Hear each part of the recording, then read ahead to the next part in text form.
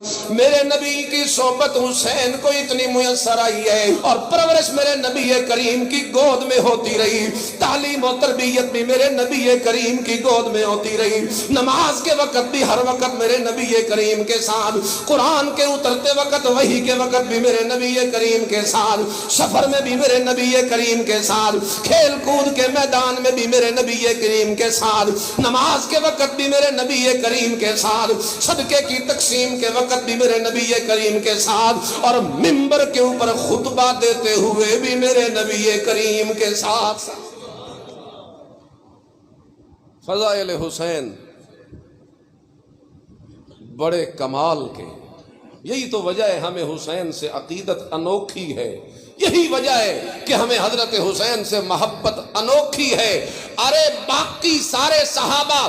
بعد میں آئے، میرے نبی کی صحبت میں فیض یاب ہوئے، کلمہ پڑھا، مسلمان ہوئے، پھر میرے نبی کے شاگرد بنے۔ حسین وہ ہے جو بچپن میں میرے نبی کی گود میں پلتا رہا، جس کو گھٹی میرا آمنہ کا لال دیتا ہے، جس کا نام محمد الرسول اللہ رکھتا ہے، جس کا عقیقہ میرے نبی کرتے ہیں، جس کی تربیت آمنہ کے لال کے ہاتھوں سے ہوئی، جو میرے نبی کے کبھی کندھوں پہ چڑھتا ہے، کبھی پشت پہ چڑھتا ہے، کبھی سینے سے چمٹتا ہے، لیکن کمال اس وقت ہو گیا جب میرے نبی نے سونگنا شروع کر دیا۔ صحابہ پوچھتے ہیں یا رسول اللہ سونگتے کیوں ہو، حسین کے بدن کو سونگتے کیوں ہو؟ میرے نبی کہتے ہیں ہما ریحانتا یا من الدنیا، وہ تمہیں کیا بتاؤں میرے یارو، حسین کے بدن کو اس لیے سونگتا ہوں کہ مجھے حسین کے بدن سے خوشبوئیں آتی رہتی ہیں۔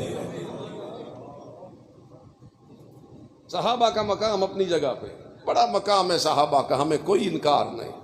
لیکن جو قربتیں حضرت حسین کو نصیب ہوئی ہے نا، اس کا جواب کوئی نہیں۔